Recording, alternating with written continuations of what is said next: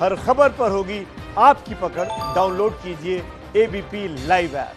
चीन से भारत में हिंसक झड़प में 20 भारतीय जवानों ने शहादत दी, जिसके बाद समस्त भारत में आक्रोश फैला हुआ है और चीनी सामानों का बहिष्कार किया जा रहा है। इस वक्त हमारे साथ चीन के साथ व्यवसाय करने वाले भारतीय व्यवसायी जुड़ गए हैं। आइए उनसे जानते हैं कि उनके लिए मुश्किलें इस दौर में कैसे बढ़ गई हैं और क्या कुछ चुनौतियां हैं जो उनके सामने इस वक्त आ रही हैं। सर, आप लोग चीन से जो है व्यवसाय कर रहे थे काफी लंबे वक्त से, जैसे कि आपने मुझे बताया था कि परिवार जो है आपका वो चीन के साथ व्यवसाय में जुड़ा हुआ है, लेकिन अब जब समस्त भारत बहिष्कार के ऊपर आमादा है, सभी लोग इसको एक सही स्टेप भी समझ रहे हैं, एक अपना कंट्रीब्यूशन समझ रहे हैं, आप इसको किस तरह से देखते हैं? पहली बात तो शायद हम भारतीय सरकार का सपोर्ट ही करेंगे, यानी ऐसी मुश्किल घड़ी में जब हमारे सिपाहियों के साथ ऐसा कुछ हो रहा है तो कहीं ना कहीं हम व्यापारी भाई भी हम लोग सपोर्ट कर रहे हैं।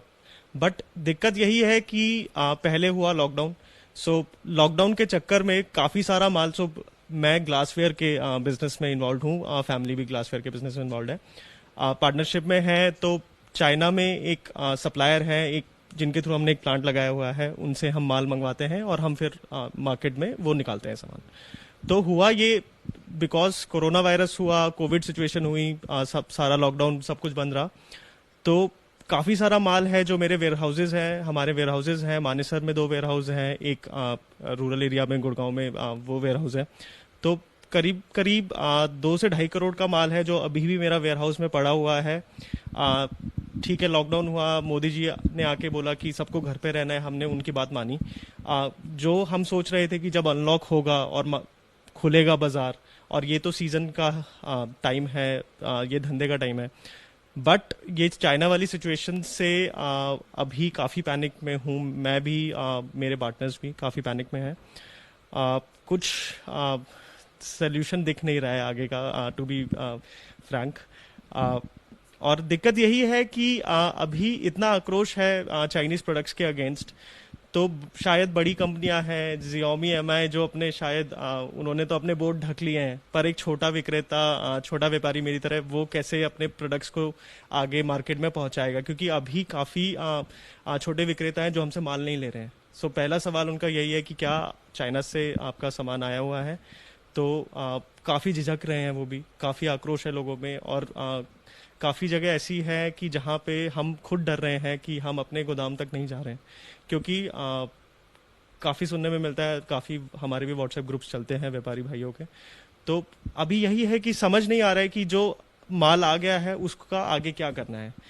यानी कि फ्यूचर को लेकर जो भविष्य की बात करें तो फ्यूचर में आप लोग चाइनीज के साथ में क्या अभी भी आपके रिलेशंस ऐसे रहेंगे कि आप ट्रेड और कॉमर्स उनके साथ करेंगे, या फिर जो इस वक्त आपके पास सामान है केवल उसको ये सेटल डाउन करने की इस वक्त कोशिश है? देखिए, अभी तो मुद्दा यही है कि जो अभी हमारे पास सामान है, जो माल अभी हमारे गोदाम में पड़ा हुआ है, उसको कैसे निकाले, उसको मार्केट में कहाँ बेचें।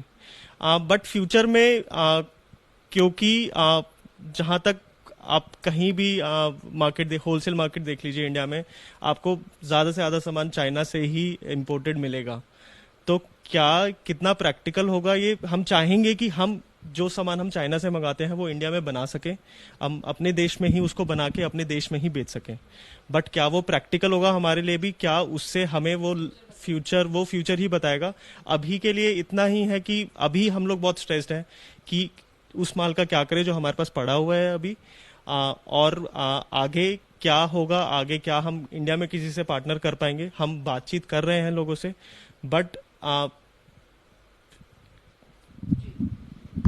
तो देखिए, चीन के साथ व्यवसाय से जरूर जुड़ा है कुछ भारतीय लोग भी, लेकिन साथ ही साथ परेशानी इस वक्त ये भी है कि आखिर उस सामान का क्या किया जाए जो ऑलरेडी चाइना से हम लोग ले चुके हैं, क्योंकि उसमें जो पैसा है वो कहीं ना कहीं भारतीय ही इस्तेमाल किया गया है, जो उसमें मेहनत है वो एक भारतीय की है। लेकिन ऐसे में जब पूरा देश चीनी सामानों का बहिष्कार कर रहा है तो इंडस्ट्रियलिस्ट और जो बिजनेसमैन है उनके सामने सबसे बड़ी मुसीबत यही आ चुकी है। कैमरा पर्सन वरुण के साथ जातिका सिंह, एबीपी न्यूज, गुरुग्राम।